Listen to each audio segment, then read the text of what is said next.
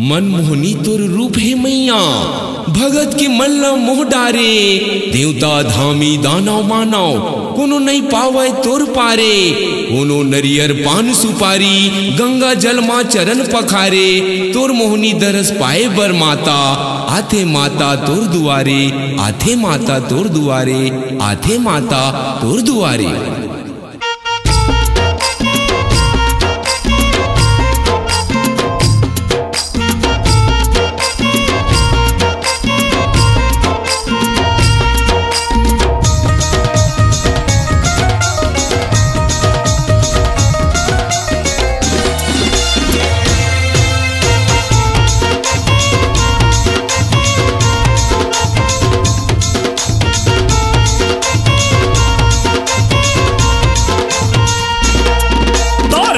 सिंगार निकला गे तोर मोनी मूर्तिया मन भागे।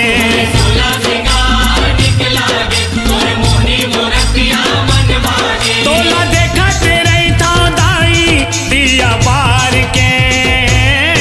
मोर गांव के शीतला दाई दरिया पार के। मोर गांव के शीतला दाई दरिया पार के।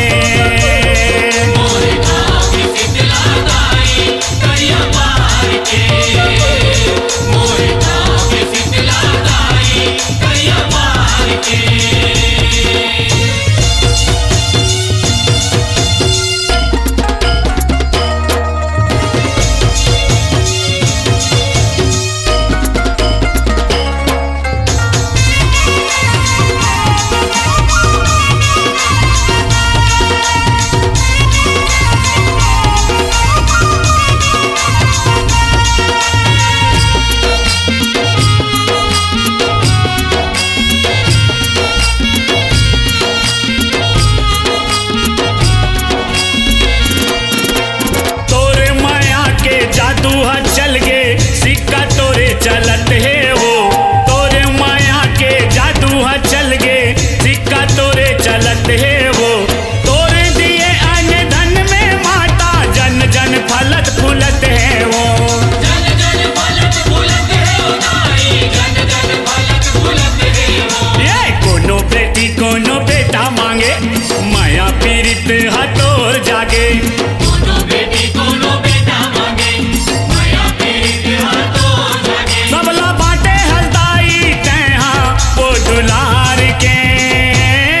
मोर गांव के शीतला दाई दरिया पार के। मोर गांव के शीतला दाई दरिया पार के।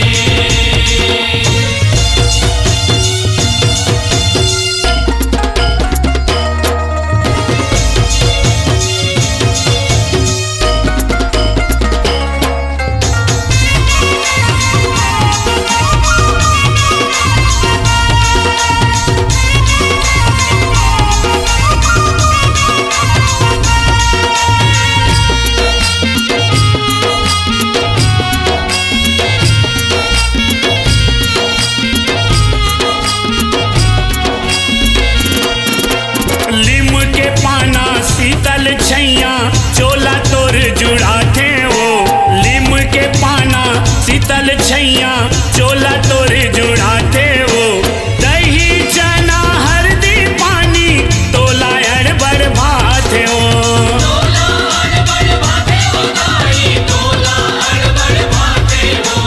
आषाढ़ महीना पावन लागे तोर माता पहुँचनी पहुँचावन लागे।